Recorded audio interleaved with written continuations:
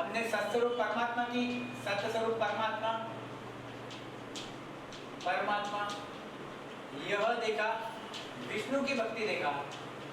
अभी आगे आगे देखो आप क्या कहते हैं।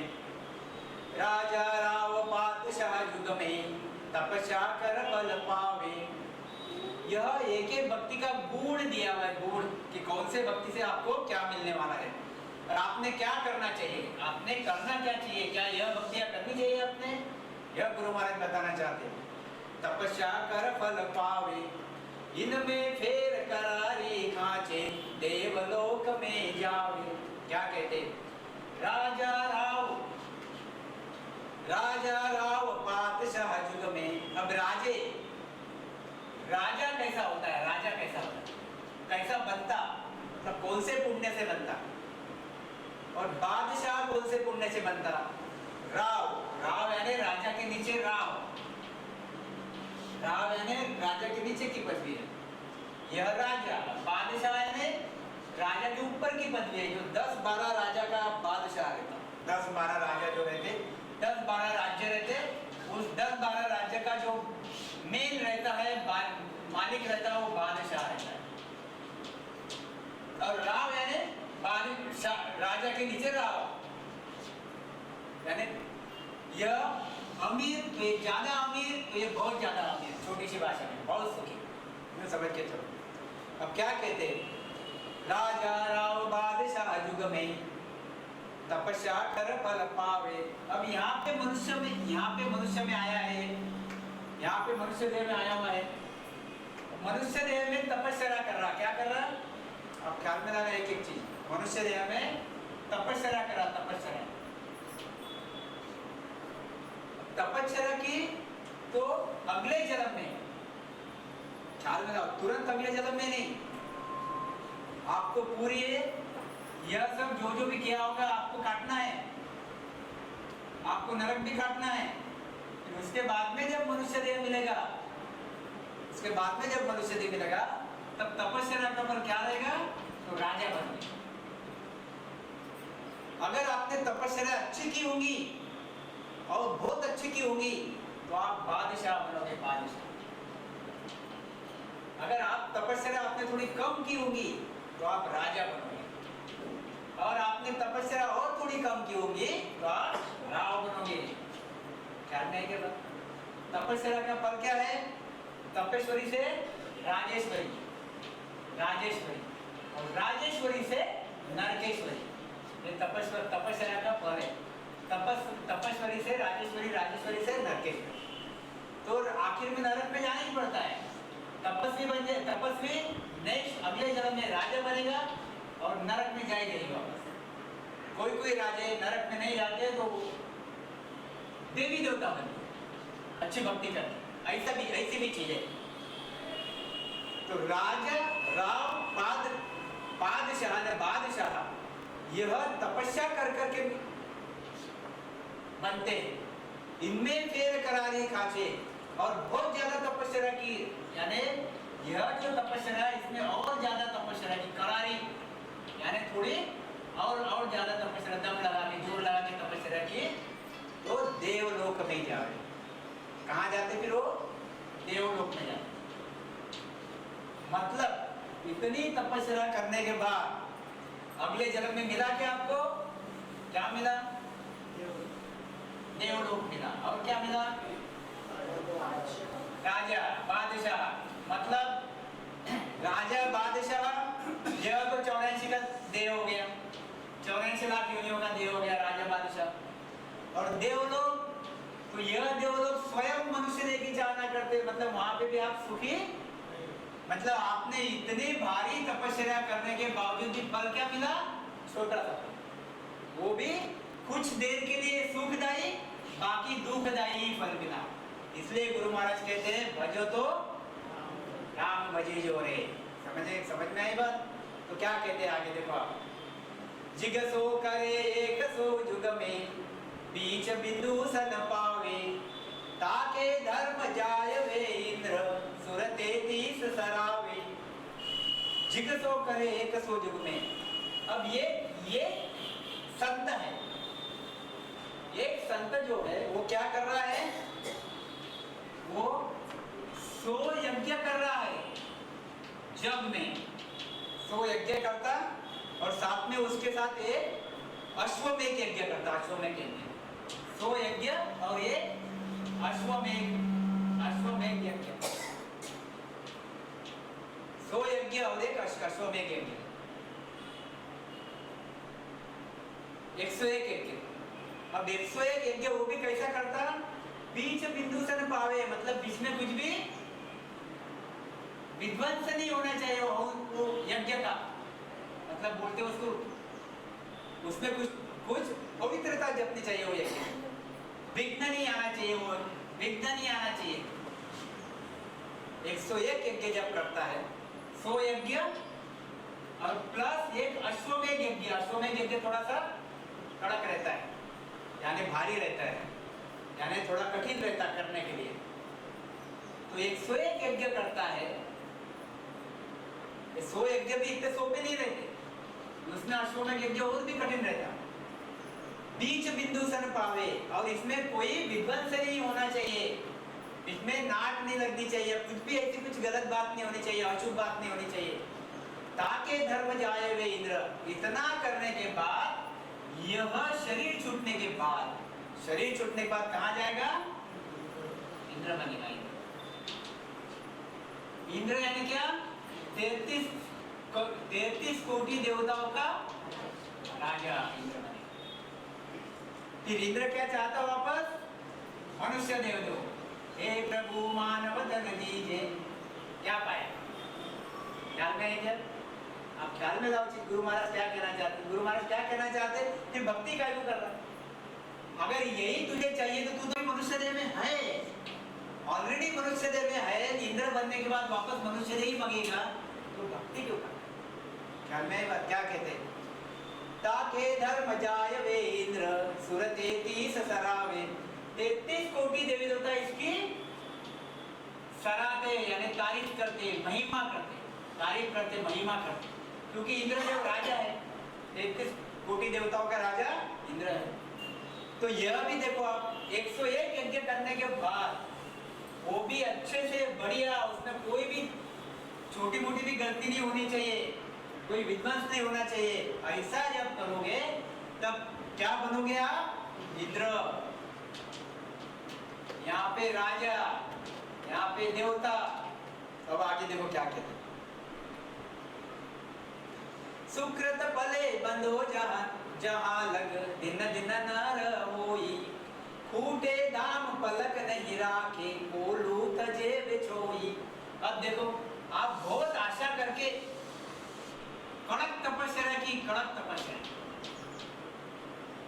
तपस्या की है, और बना देवी देवता, जा स्वर्ग में जाके बैठ गया, देवी देवता बन गया। कड़क तपस्या, हम तो स्मरण भजन करते तो करते ही नहीं तपस्या, आधा घंटा 1 घंटा किया कि पैर लंबे कर देते, सो जाते हैं, तो भी हमारा मोक्ष हो जाता, होता क्या नहीं, आधा घंटा 1 घंटा 2 घंटा तपस्या, पूरा दिन भर काम करते, बम खाते पीते मजा करते, सब ऐश करते, और 1 घंटा 1.5 घंटा 2 घंटा स्मरण करते और मोक्ष के हकदार बन जाते, हकदार बन जाते। ये कड़क तपस्या कर रहा, कड़क तपस्या ने सब घर बार छोड़ो, कहीं तो भी जंगल में जाके बैठो, कहीं तो भी गुफा में जाके बैठो, वहां पे ध्यान लगा के बैठो, फक्त बीज अलग है, यहाँ पे बीज अलग डाला गया है। कौन सा बीज डाला गया है, देवी देवताओं का, यानी स्वर्ग का, और हमने जो बीज डाला है वो बीज कड़क है, गुणवान है, गुणवान, कड़क बीज है। कड़क बीज का देखो कैसे है, मैं आपको बताता हूँ थोड़ा सा। कड़क बीज कैसा जमेगा, उदाहरण देखो, अगर समझो ये पानी है, पानी में, यह पानी है, इसमें कॉन्सेंट्रेटेड एक बूंद अगर डाला कलर का तो पूरा लाल हो जाएगा, कॉन्सेंट्रेटेड एक बूंद अगर डाला तो पूरा लाल हो जाएगा, या फिर पूरा हरा हो जाएगा, क्योंकि ये बूंद में इतना कॉन्सेंट्रेशन है, इतना स्ट्रॉन्ग है कि एक बूंद सब काम कर देगा। नहीं तो फिर आप 50 ml भी डालो, 100 ml भी डालो, इसको कलर नहीं आता। तो बीज का फर्क है, बीज का, तो यह जो परमात्मा की भक्ति है, यह जो सत्स्वरूप की भक्ति है, इसमें बीज ही ऐसा है। बीज है कौन सा? इसके परे का, काल के परे का बीज है, सत्स्वरूप का बीज है, सत्स्वरूप का बीज है। जब सत्स्वरूप का बीज ही सत्स्वरूप का है तो फल भी सत्स्वरूप का मिलेगा। यहाँ बीज छोटे छोटे फल देने वाले बीज है, इसलिए आपको ज्यादा, आप अपेक्षा तो बहुत रखते हो कि मैंने थोड़ी तपस्या की, मुझे बहुत बढ़िया मिलेगा कुछ, तो ऐसी अपेक्षा रखते हो। तो यह तपस्या करते देवी देवताओं के देश में गया। ये दूसरा 101 यज्ञ करके राजा इंद्र बना। तीसरा 9 विद्या भक्ति करके विष्णु बन गया, या फिर विष्णु के साथ रहने वाला बन गया, विष्णु के दरबार में जाने वाला बन गया। तीनों के तीनों देखो अभी अब क्या कहते गुरु महाराज, देखो सुकृत फले बंध्यो जहां लग, दिन दिन नर होई, फूटे दाम पलक नहीं राखे, कोलू तजे बिछोई। क्या मतलब इसका? कि यह देवी देवताओं के देश में जाने वाला, यहाँ पे तपस्या करने के बाद जितने पुण्य वहां लेके गया उतने ही दिन वहां रहता है, और वहां जाने के बाद यहाँ के देवी देवता उसको धन्य धन्य कहते हैं। बहुत धन्य, बहुत धन्य, बहुत धन्य, बढ़िया बढ़िया, एकदम बहुत मेहनत करके आया तू यहाँ पे आया। सीधी सी बात है कि हम भी कहीं समझो, यानी अब देवी देवताओं के देश में अगर कोई जा रहा है तो वहां जाने के बाद वो धन्य धन्य बोलेंगे। विष्णु के देश में अगर कोई जा रहा है तो वहां जाने के बाद धन्य धन्य बोलेंगे, चलो हमारे देश में आए। ब्रह्मा के देश में जा रहा है तो वहां जाने के बाद धन्य धन्य बोलेंगे। ऐसे ही सत्स्वरूप के देश में गया तो वहां के संत भी खुश हो जाते, एकदम धन्य धन्य बोलते कि काल को जीत के आया, ऐसा ये हाउस है, धन्य है इस हाउस को, धन्य है इस हाउस। अब यहाँ पे विषय क्या है? यह पुण्य कमा के देवी देवता बना, यह 101 यज्ञ करके इंद्र बना, और यह 9 विद्या भक्ति करके विष्णु बना। तो सुकृत फले बंध्यो जहां लग, जब तक पुण्य वहां पे है, पल्ले में जो पुण्य लेके गया था उतने पुण्य वहां पे खत्म हो गए कि वहां से निकाल दिया जाए। सुकृत फले बंध्यो जहां लग, धिन्न धिन्न नर होई, तब तक तो सभी धिन्ने धिन्ने करते हैं, तब तक सभी धिन्ने धिन्ने करते हैं, फूटे दाम पलक नहीं रहा। तुम्हारी जेब के पैसे खत्म हो गए कि वहां पे पलक भर भी आपको रखते नहीं। कोलू तजे बिछोई, उदाहरण दिया है। कोलू, कोलू यानी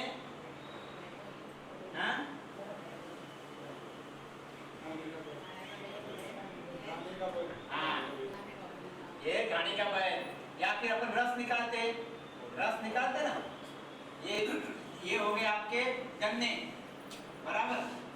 अभी गन्ने हम मशीन में डालते रस निकालते वक्त, और रस निकालते वक्त जब तक उसमें रस रहता तब तक वो मशीन में बराबर, और रस निकला के बाहर फेंक दिया जाता। मतलब इसमें से रस निकल गया कि वो छुरी के जैसा, छिलके के जैसा बाहर फेंक दिया जाता। ऐसे ही यहाँ पे इतना कठिन तपस्या की, इतने 101 यज्ञ किए, मगर जब तक पुण्य थे तब तक रहे। जिस दिन पुण्य खत्म हो गए वहां से निकाल दिए गए। निकाला किसने? यमराज ने, काल ने। और आगे की जैसे कर्मों के हिसाब से आगे की चीज आपको दे दी। मतलब हम तो खुश होके 101 यज्ञ करके इंद्र बन गए, और इंद्र का एंड क्या है? अब तो बड़े इसमें, छोटे इसमें देखा तो आदमी खुश रहता है, यार इंद्र तो बहुत बढ़िया है। अगर बड़े इसमें देखो, आत्मा के हिसाब से देखो, आत्मा के हिसाब से, क्योंकि आत्मा अमर है। आत्मा क्या है? अमर, अमर आत्मा है। ये तो अमर आत्मा के सामने छोटा सा सुख है। छोटा सा सुख है, छोटी सी उम्र है इंद्र की आत्मा के सामने। अमर आत्मा के सामने इंद्र की उम्र छोटी सी है, आप ऐसा ले उसको। अमर आत्मा के सामने विष्णु की उम्र बहुत छोटी है। इतने सी के लिए वहां पे जाएगा, खुश होगा, वापस फेंक दिया जाएगा। इतने उम्र, छोटी सी उम्र के लिए विष्णु बनेगा और खुश होगा, वापस फेंक दिया जाएगा। ऐसे जगह पे जाके फायदा क्या? गुरु महाराज इसलिए कहते हैं, भजो तो राम भजी जो रे, हरि बिना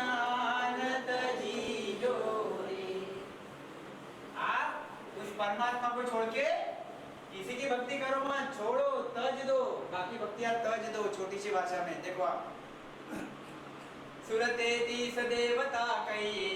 अब वापस एक इंद्र हो गया, ये फिर 5 देवी देवता, देवी देवता।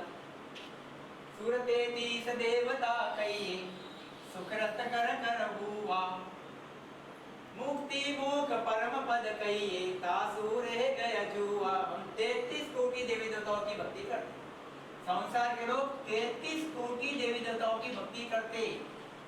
टीका कितने कुछ ने आप ख्याल में लाओ।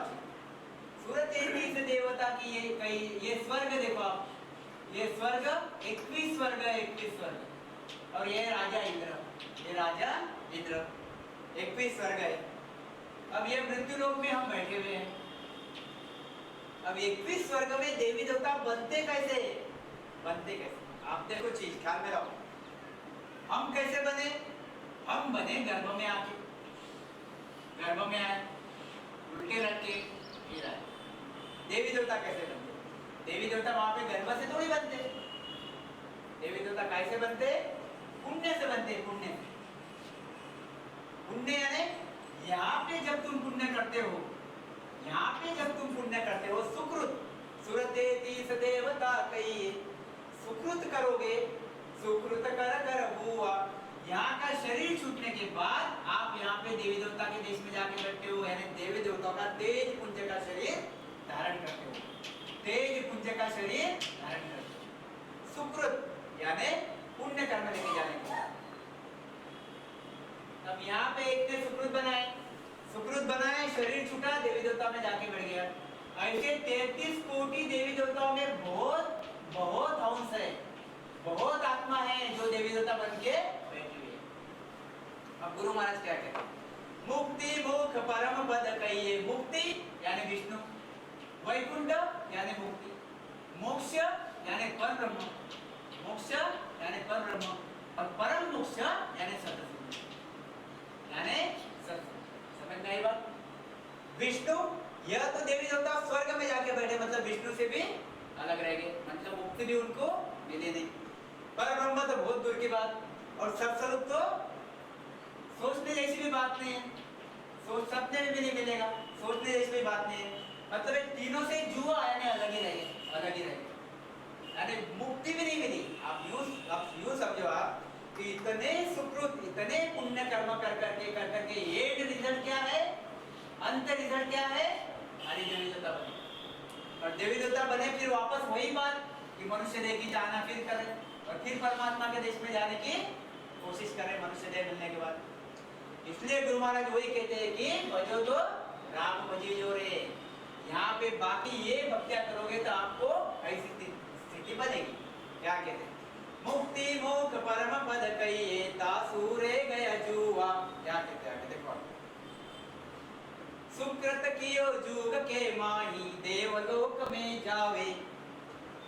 सुकृत कियो जुग के माही, जुग में, सुकृत यानी पुण्य, अच्छे कर्म, शुभ कर्म, शुभ कर्म किया और देवलोक में जाके बैठ गया, देवलोक में जाके बैठ गया, स्वर्ग में जाके बैठ गया, शुभ कर्म करके देवी देवता बन गया, देवी देवता। उल्टा जाए हुआ मां दुखिया।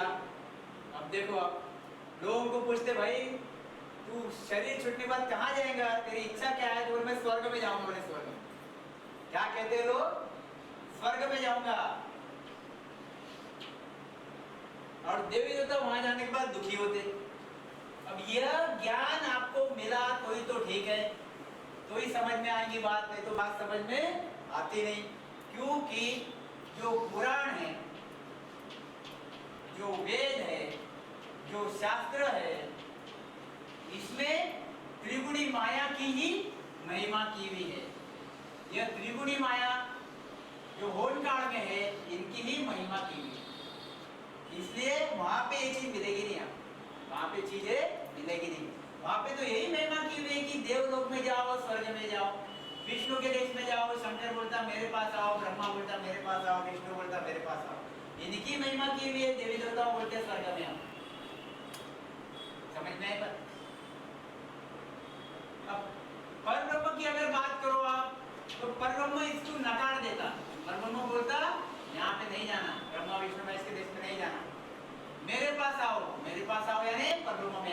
मोक्ष पाओ, मेरे पास। और सतस्वरूप क्या कहता है? सतस्वरूप कहता है कि इनको छोड़ो मेरे पास। मतलब यह जो सगुण की भक्ति है, यह एमबीबीएस लेवल की भक्ति, यह एमडी लेवल की भक्ति पर ब्रह्म, और यह सीएम लेवल की। ख्याल में लाओ चीज, आपको कंपैरिजन मैंने बता दिया बराबर। एमबीबीएस से एमडी। अब एमबीबीएस कितना भी होशियार रहा, कितना भी उसको नॉलेज रहा, कितना भी खुद को बढ़िया मानता रहा, अगर उसके सामने एमडी के सामने वो कुछ भी, ये तो हम संसार के लोग ये भाषा समझते, ये भाषा इसलिए समझते कि नहीं तो एमबीबीएस डॉक्टर है, एमडी करे तो एमडी करे। पर यहाँ पे भाषा, अब एमडी के बाद में डीएम, अगर एमडी को नहीं समझ रहा तो पेशेंट डीएम के पास जाता, और डीएम वो एमडी की गलती निकाल देता कि इसने यहाँ दवाई नहीं देनी चाहिए थी, ये वाली दवाई देते तो अच्छा हो, और वो अच्छा हो जाता। ऐसे ही होद्दे में ये जो सत्स्वरूप है, ये सबका मालिक है, सबका मालिक है। इसलिए भजो तो राम भजिजो रे, हरि बिना आनंद जीजो रे। वो छोड़ो, बस छोटी सी भाषा में समझना है क्या आपको? क्या कहते हैं? सुकृत कियो जुग के माही, देवलोक में जावे। सुकृत कियो जुग के माही, देवलोक में जावे। उल्टा जाए हुआ वहाँ दुखिया।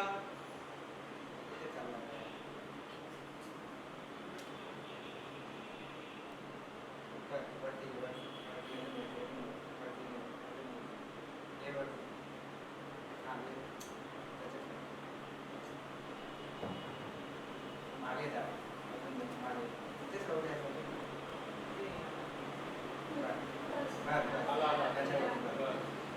सुकृत कियो जुग के माही, देवलोक में जावे। उल्टा जाए हुआ वहाँ दुखिया। ये देखो क्यों दुखी होते वहां पे? अब नए लोगों को प्रश्न रहेगा कि भाई देवी देवता स्वर्ग में जाने के बाद दुखी क्यों रहते हैं?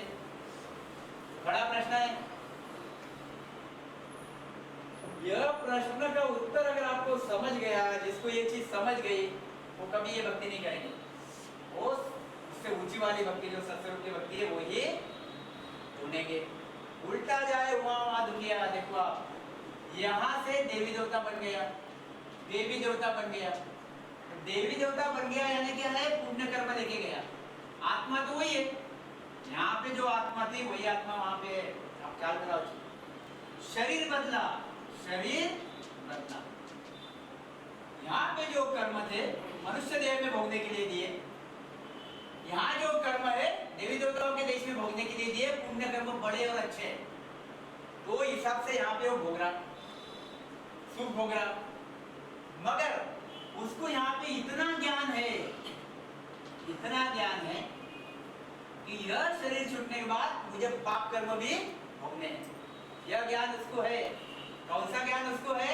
यहाँ पे ज्ञान नहीं है, क्योंकि यहाँ पे माया का एक पर्दा डाल दिया गया है। यहाँ पे वो ज्ञान है क्योंकि यहाँ पे सब ज्ञानी बैठे हुए रहते, देवी देवता सब ज्ञानी बैठे रहते, चर्चा होते रहते। तो यह पुण्य कर्म खत्म होने के बाद उसको वहां से निकाल दिया जाएगा। और निकालने के बाद नरक और 84 लाख योनियां और गर्भ का दुख, और गर्भ का दुख यानी गर्भ में आना, जन्ना मरना, उल्टा लटकना, यह दुख उसको पता रहता, सताते रहता, वहां पे सताते रहता। और यह दुख से अगर निकलना है तो क्या चाहिए? यह अगर दुख से निकलना है तो क्या चाहिए सुनीता? वो क्या चाहिए? मनुष्य शरीर चाहिए। क्या चाहिए? मनुष्य शरीर चाहिए। मनुष्य शरीर के सिवा वो भक्ति मिलती नहीं, नेंछ आता नहीं। उल्टा जाए उमावा दुखिया, नर देह अब कब पावे। समझ में आई बात? ये नर देह कब मिलेगा? मतलब यहाँ पे आपने नर देह मिलने के बावजूद देवी देवताओं की भक्ति, अब देवी देवताओं में जाने के बाद वापस नर देह मांग रहे हो, तब क्या पाए? उल्टा आपने आपका नुकसान ही किया। यानी अच्छी चीज मिली थी आपको, नरदेह अच्छी चीज मिली थी, आपने उसकी कीमत तब नहीं जानी, तब पहचानी नहीं जब आप मनुष्य देह में थे। पहचानी कब? जब देवी देवता बने तब पहचाने कि मनुष्य देह भारी है और इससे ही परम मोक्ष में जाया जाता, इससे ही कर्म काटे जाते। बाकी भक्तियों से कर्म कटते नहीं, बाकी योनियों में, बाकी पदों में कर्म कटते नहीं, यहीं पे कटते। इसलिए मनुष्य देखिए जान। अब देखो आप उल्टा जाए हुआ दुखिया नर देह अब कब पावे। अरे आपको मनुष्य देह मिला हुआ है तो आप कितने भाग्यवान है कि नहीं भाग्यवान। फिर हम हमको ही कोसते और हम बोलते हमको कहाँ जाना है तो स्वर्ग में जाना है, हम तो नरक है। ये नरक नहीं है, ये मृत्युलोक सबसे भारी है। लोका में को लोक बड़ो है, प्रश्न होता है लोका में को लोक बड़ो है। लोका में कौन सा लोक बड़ा है? लोक यानी स्वर्गलोक, मृत्युलोक, पातालोक, मृत्युलोक, स्वर्गलोक, देवी देवता ये सब। लोका में को लोक बड़ो है, लोका में कौन सा लोक बड़ा है? तो लोका में मृत्युलोक बड़ो है, मृत्युलोक बड़ा है बोलते, स्वर्गलोक बड़ा है ही नहीं बोलते। क्या बड़ा है? तो मृत्युलोक बड़ा है, मतलब तू सही जगह पे हो आज। देही में नर देहा, देही में कौन सा देह बड़ा है? तो देही में नर देहा, नर देही कितने हैं? देह ये मनुष्य देह यानी कार्तिक काया, ये देह कार्तिक काया मनुष्य देह। फिर देवी देवता का देह यानी कार्णिक काया। फिर नरक का देह यानी याचनिक काया। फिर यह परब्रह्म का देह यानी सूक्ष्म काया, सूक्ष्म काया।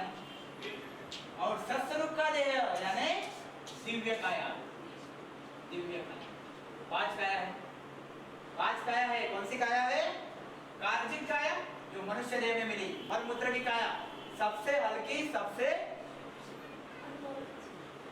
खराब, फट करके मरती, फिर भी सबसे अनमोल। फिर भी सबसे गुण क्या है? सबसे अनमोल गुण है कार्तिक काया। कार्णिक काया देवी देवताओं की तेज बुद्धि की काया है।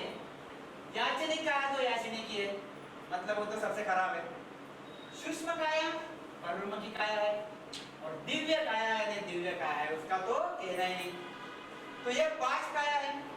5 काया में से यह जो नरदेह है, यह जो कार्तिक काया है, यह काया सबसे श्रेष्ठ मानी जाती है। काय के लिए? मोक्ष में जाने के लिए, मोक्ष में जाने। इसलिए गुरु महाराज कहते हैं उल्टा जाए हुआ मां दुखिया नर देह अब कब पावे। बोलो अभी किसको इसको जाना है स्वर्ग में? हाथ ऊपर करो। मैं एक एक से कंफर्म करवा देता हूँ, फिर वापस कहीं मिला तो मैं पूछूंगा आपको क्यों रे भाई तो तब हाथ ऊपर नहीं किया था। ख्याल में आई के बाद आ रही ख्याल में? सोचो सोचो कि नहीं जाना है हमको वहां पे स्वर्ग में, क्या कहते हैं आगे देखो। इसलिए यह देवी देवता, यह देवी देवता,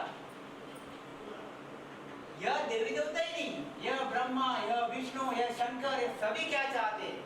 अवो प्रभु मानव तन दीजो। प्रभु यानी परमात्मा, सबका मालिक, सबका मालिक। प्रभु यानी विष्णु नहीं, प्रभु यानी शंकर नहीं, प्रभु यानी ब्रह्मा नहीं, प्रभु यानी कृष्ण नहीं, प्रभु यानी श्री राम नहीं, यह नहीं। इनका जो मालिक है, इन सब का जो मालिक है, ब्रह्मा विष्णु महेश 33 करोड़ देवी देवता, सभी का जो मालिक है, ऐसा जो परमात्मा प्रभु, ये प्रभु से प्रार्थना करते सभी लोग प्रभु से प्रार्थना करते और क्या कहते? अब प्रभु मानव तन दीजो भरत खंड के माही। देखो हम भरत खंड में हैं, भरत खंड में है, मनुष्य देह में है, मृत्यु लोक में है, मतलब भरत खंड में है। भरत खंड के माही केवल भक्ति करा संत सेवा। हम क्या करेंगे अगर आपने हमको मनुष्य देह दिया? कौन बोल रहे हैं? कौन बोल रहे हैं? ब्रह्मा विष्णु महेश बोल रहे। 33 करोड़ देवी देवताओं बोल रहे, यहाँ के जितने भी हंस है, ब्रह्मा विष्णु महेश के यहाँ के और देवी देवताओं के वहाँ के राजा इंद्र, यह सब बोल रहे, क्या बोल रहे, अहो प्रभु मानव तन दीजो, हे परमात्मा मुझे मनुष्य दे दो, मुझे मनुष्य दे दो, मुझे मनुष्य दे दो। भरत खंड के पानी कहाँ दो, मृत्यु लोक में भरत खंड में दो, भरत खंड में। और क्या करूंगा, केवल भक्ति करा संत सेवा, मैं सिर्फ कैवल्य परमात्मा यानी एक ही परमात्मा जो है कैवल्य सबका मालिक एक, उसी की ही भक्ति करूंगा। और उनके जो संत है कैवल्य केवल के जो प्रभु परमात्मा के जो संत है जो भक्ति बताने वाले हैं उनकी सेवा करूंगा, बाकी किसी की भी सेवा मैं नहीं करूंगा। बाकी कोई भी भव्य पकड़े कपड़े पहन के आ गया, कोई भी कमंडल हाथ में लेके आ गया, उन साधु की सेवा नहीं करूंगा। कौन से साधु की सेवा करूंगा कि जो सतरूपी संत है, जो परमात्मा के जीव संत है, ऐसे साधुओं की सेवा करूंगा। और करा कछुनाई, और कुछ भी नहीं करूंगा। अब तुम सोचो, तुम्हारे पास मृत्यु लोक में तुम हो, भरत खंड में तुम हो, मनुष्य देह मिला है, सतस्वरूप की भक्ति यहाँ है, फिर किसकी राह है, किसकी राह? क्यों करते नहीं, क्यों करते नहीं भक्ति, और क्यों सतस्वरूप में जाते नहीं? यह ब्रह्मा विष्णु महेश की भक्ति करते हो जो 24 ही घंटे मनुष्य देह की चाहना करते और सतस्वरूप में जाने की कोशिश करते, मगर तुम माया का पर्दा पड़ा होने की वजह से इनको ही बड़ा मानते, या फिर ज्ञान न होने की वजह से, या फिर सत्संगत न सुनी होने की वजह से इनको बड़ा मानते और उस परमात्मा को भूल जाते, उस परमात्मा को भूल जाते। देखो अभी क्या कहते हैं आगे,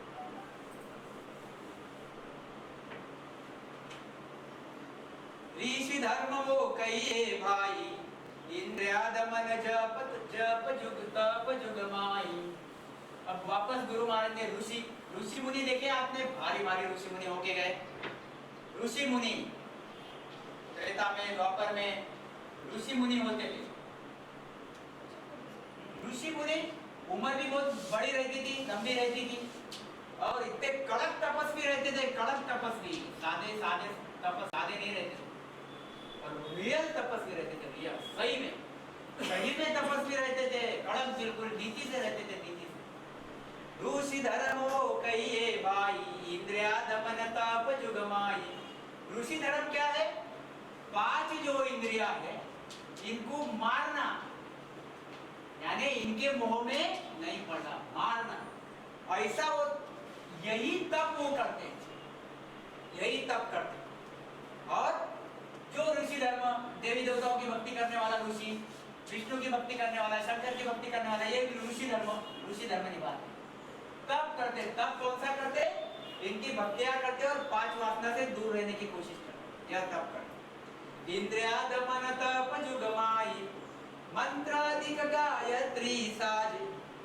यह साथ में मंत्रों की भक्ति करते, मंत्र, कोई मंत्र का जप करते, 2 अक्षरी, 5 अक्षरी, 21 अक्षरी, जो भी बस। और गायत्री साधते, गायत्री त्रिकाल संध्या करते रहते, 3 टाइम की, सवेरे दोपहर शाम, और गायत्री मंत्र पढ़ते। गायत्री मंत्र कौन सा है क्या किसी को याद? ओम भूर्भुवस्सुवः स्वस्तिर्वरेण्यं भर्गो देवस्य धियो यो न प्रचोदयात्। कितने लोगों ने बोल दिया है ना? देखो, ओम भूर्भुवस्सुवः तत्सव वितुर्वरेण्यं भर्गो देवस्य धीमहि धियो यो नः प्रचोदयात्। बराबर? ये गायत्री मंत्र, यानी यह गायत्री मंत्र पढ़ते। गायत्री मंत्र बहुत लोग पढ़ते हैं। मंत्राधिक गायत्री साजे, देवलोक में जाय विराज। फल क्या है? फल क्या है? स्वर्ग में जाके देवी देवता बनोगे, देवी देवता बनोगे, देवलोक में जाके विराजोगे। अभी मुझे एक बात बताओ, इसमें तो मुक्ति भी नहीं मिली, मोक्ष भी नहीं मिला, परम मोक्ष तो दूर की बात है, इसमें मुक्ति भी नहीं मिली, विष्णु की मुक्ति भी नहीं मिली, मोक्ष भी नहीं मिला। तब तपस्या करने के बाद, आपको तपस्या करने के बाद समझ में। ऋषि धर्म हो कहिए भाई, एक ऋषि हो गया, धर्म निभा रहा। कौन सा धर्म निभा रहा? 5 इंद्रियों को मारना, तप करता, साथ में मंत्र पढ़ता और गायत्री भी संभालता, गायत्री भी साधता। उसका फल क्या है? तो जाके देवलोक में जाके विराज। देवलोक में जाने के बाद वापस अहो प्रभु मानव तन दीजे, वही चक्कर। समझ में आए बात क्या कहते? ऐसी पोच ऋषा की होई, विष्णु लोक लग पोचे सोई। कोई कोई ऋषि विष्णु लोक तक जाते, वैकुंठ में जाते। ऐसी पोच ऋषा की होई, विष्णु लोक लग पोचे सोई। तेज पुंज की काया पावे, यहाँ पे तेज पुंज की काया मिलती, जैसे मैंने आपको बताया। कार्जिक काया मलमूत्र की काया है हमारी, कार्णिक काया तेज पुंज की है देवी देवताओं की। हाँ, देवी देवताओं की तेज पुंज की काया मिलती, तेज पुंज की। पर एक काया को क्या करोगे? वहां पे उम्र कितनी हो काया की? 1 युग, 2 युग, 10 युग, 50 युग, वापस मरना है वो काया को। ऐसे काया से क्या करोगे? ऐसे काया में आत्मा को डाल के करोगे क्या? तेज पुंज की काया पावे, मन चावे सोई कदर बतावे। यहाँ पे तेज पुंज की काया मिलती, और जैसा मन में आता उनके मन मुताबिक वो कोई भी चीज कर सकते। ऐसा उसमें पराक्रम रहता, ऐसा उसमें पराक्रम रहता। मगर वो पराक्रम क्या काम का? कोई भी काम का नहीं। वापस आपको 84 में आना ही पड़ता। क्या कहते? ऐसी पोच ऋषा की होई। इतने भारी भारी ऋषि हो जाते हैं। कोई इंद्र के, कोई देवी देवताओं के देश में जाता, कोई ब्रह्मा विष्णु महेश के देश में जाता, मन चाहे वैसा काम करता। ऐसी पोच ऋषा की होई, विष्णु लोग लग पोचे सोई। तेज पुंज की काया पावे, मन चावे सोई करर बतावे। ऐसी पोच ऋषा की होई, सुख दुख संग मिटो नहीं कोई। देखो भैया, वहां पे देवी देवताओं के देश में जाके बैठ गए ऋषि। यहाँ पे ऋषि बने, खूब भक्ति की, और देवी देवताओं के देश में जाके सुख दुख संग मिटो नहीं कोई। वहां पे सुख तो है ही, और साथ में दुख भी। समझ में आई क्या बात? सुख तो है ही वहां पे, मगर दुख भी है। प्रैक्टिकल उदाहरण लो, मैं बार बार बताते रहता हूँ। आप अभी घर में हो, सब काम कर रहे हो, थाली घसना, लोटा घसना, खाना बनाना, काम करना, सब कर रहे हो, है कि नहीं? दुख ज्यादा, सुख कम। दिन भर वही, दिन भर वही, दिन भर वही, दिन भर वही, तो आदमी बोर हो जाता। फिर कहाँ जाता? कहाँ जाता? कुल्लू मनाली जाता, 5 दिन कुल्लू मनाली जाता, या फिर महाबलेश्वर जाता। अरे यहाँ से इतना ऐसा उसको लगता है मैं कुल्लू मनाली जा रहा हूँ, बहुत मजा लूंगा मैं, बहुत मजा लूंगा। मन में सोचता रहा हूँ, तो ही तो पैसे खर्चा करके जाता, नहीं तो यही तो अच्छा है जाता।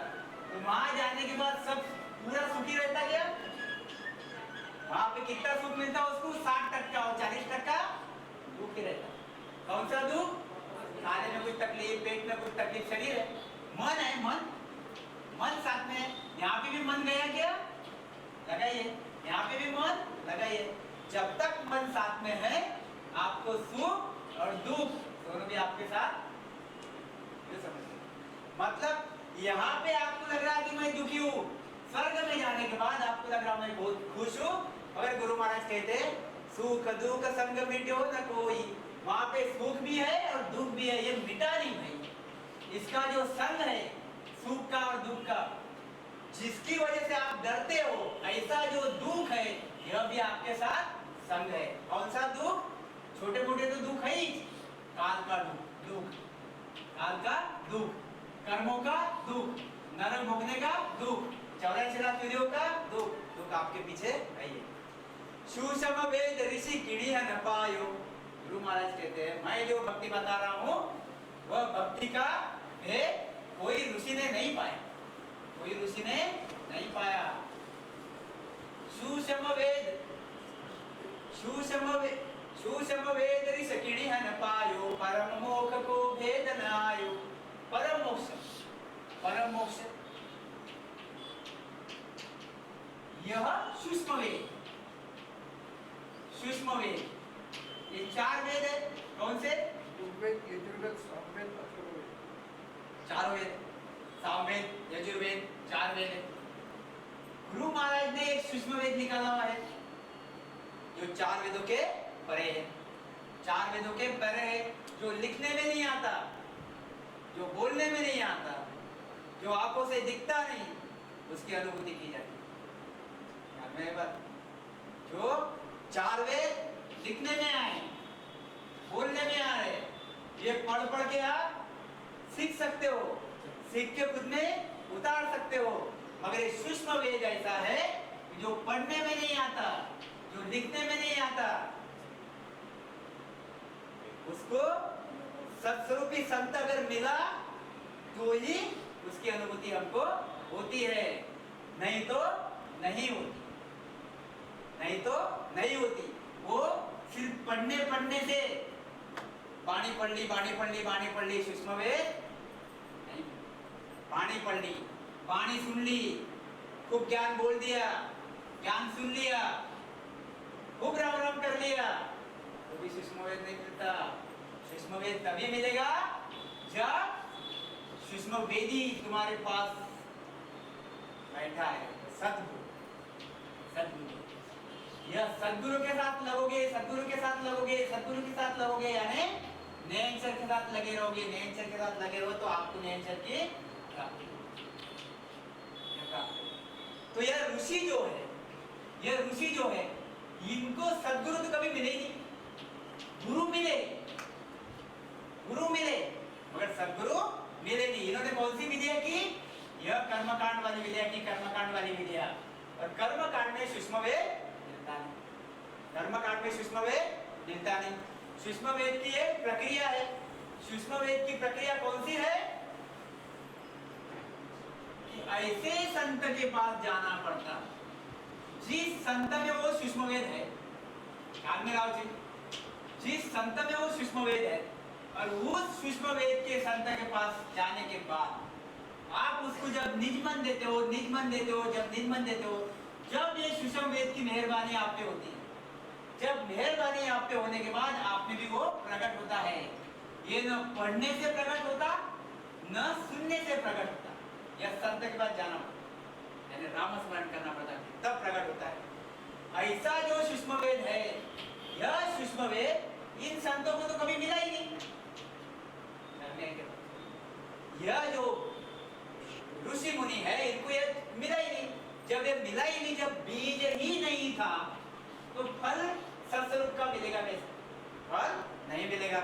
सूक्ष्म वेद ऋषि किणी है न पायो, इनको किसी को भी यह चीज मिली नहीं, सूक्ष्म वेद मिला ही नहीं। परम मोक्ष को भेद न आयो, इसलिए परम मोक्ष में जाने का भेद इनमें आया ही नहीं। परम मोक्ष में जाने का बीज इनमें आया ही नहीं, इनको मिला ही नहीं। ये गुरु महाराज समझ में आई क्या बात? ख्याल में आई बात? क्या कहते गुरु महाराज? देखो आगे, आवागमन रहत नहीं हुआ। जब सूक्ष्म वेद ही नहीं मिला, मतलब उस सत्स्वरूप का बीज नहीं मिला, मतलब नैनचर मिला नहीं, इसलिए नैनचर मिला नहीं, इसलिए यह उसके कर्म कटे नहीं, और कर्म बाकी के बाकी रह गए, कर्म जमा के जमा रह गए, पाप कर्म भी और पुण्य कर्म भी।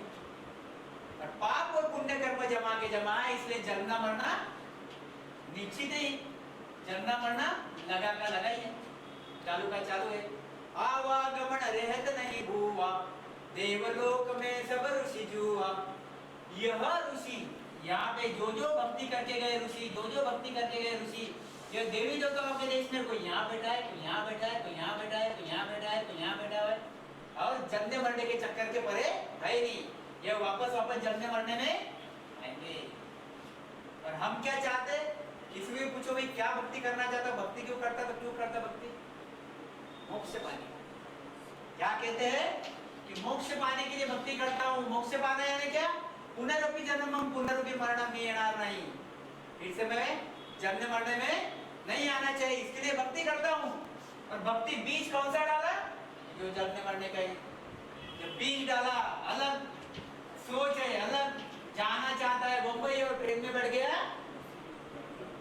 अमरावती भुसावल, जाना चाहता है मुंबई, तो मुंबई पहुंचेगा कैसा? उसकी ट्रेन बराबर पकड़नी पड़ेगी। देवलोक में सब ऋषि जुआ, के सुख राम सुनो ब्रह्मचारी, यूं सुषम वेद बिना विधानकारी। देखो गुरु महाराज ने क्या बोला है, के सुख राम सुनो ब्रह्मचारी। ब्रह्मचारी से गुरु महाराज का चर्चा चल रही थी। तो ये सब बातें गुरु महाराज समझा रहे थे उनको। तब गुरु महाराज ने कहा कि हे ब्रह्मचारी सुन, यू सूक्ष्म वेद बिना विधानकारी, ये सूक्ष्म वेद जो है, सूक्ष्म वेद के बिना यह सब विद्या बिना काम की है, बिना काम की है। यह विद्या सब नकामी है, नकामी। आपको मोक्ष में नहीं जाने देगी, मोक्ष में पहुंचाएगी। बीज ही नहीं है, बीज ही नहीं है तो मोक्ष में जाओगे कैसे? डॉक्टर की किताब ही आप पढ़ रहे हो, दूसरी किताब और बोल रहे हो मुझे डॉक्टर बनना है, तो बनोगे क्या? बनोगे नहीं? बनोगे। तो अगर डॉक्टर बनना है तो किताब आपको पढ़नी पड़ेगी। वैसे ही सूक्ष्म वेद अगर आप शरीर में आप धारण करोगे तो आप उस अमरलोक में जाओगे। और यू सूक्ष्म वेद बिना विधानकारी, ऐसे सूक्ष्म वेद के बिना यह सब विद्या बिना काम की है। काम की ख्याल में है क्या? इसलिए हम लोग बार बार ऐसे छाती ठोक के बोलते हैं कि भाई हम टीका टिप्पणी नहीं करते, मगर सही बात है, सुनो तो सही, सुनो तो सही। सुनते नहीं लोग, फिर बोलते क्या मंदिर क्या ऐसे ही बांधे क्या, झूठे है क्या? ये उपवास तपास पुराण ये क्या झूठे है क्या? शास्त्र झूठे है क्या? झूठा कुछ भी नहीं है, झूठा कुछ भी नहीं है। फल फूल के में यही दिया हुआ है गुरु महाराज ने कि जो बीज आप लगाओगे उसका फल आपको जरूर मिलेगा, मगर यह आपके लिए झूठा है। आपकी जो आत्मा है, यह आत्मा को अमर देश में जाना है, यह आत्मा को हमेशा के लिए सुखी होना है, हमेशा के लिए सुखी होना है। यह आत्मा को ऐसा नहीं चाहिए कि 10 युग सुखी हो गए फिर नरक में आ गए, विष्णु के देश में गए 50 युग सुखी हो गए, 50 युग सुखी हो गए फिर नरक में आ गए, फिर 84 में जन्मना मरना, यह नहीं चाहिए उसको। पूछो किसको चाहिए? चाहिए किसको ऐसा? सबको कैसा चाहिए कि मैं हमेशा के लिए सुखी रहूं, हमेशा के लिए सुखी रहूं। हमेशा के लिए सुखी अगर आपको रहना होगा तो आपको सूक्ष्म वेद की भक्ति करना पड़ेगा, आपको सतगुरु परमात्मा की भक्ति करना पड़ेगा। और ये जो माया की भक्तियां है, ये जो काल की भक्तियां है, आपको छोड़नी पड़ेगी। तो समझ के चलो आप देखो क्या कहते हैं आगे।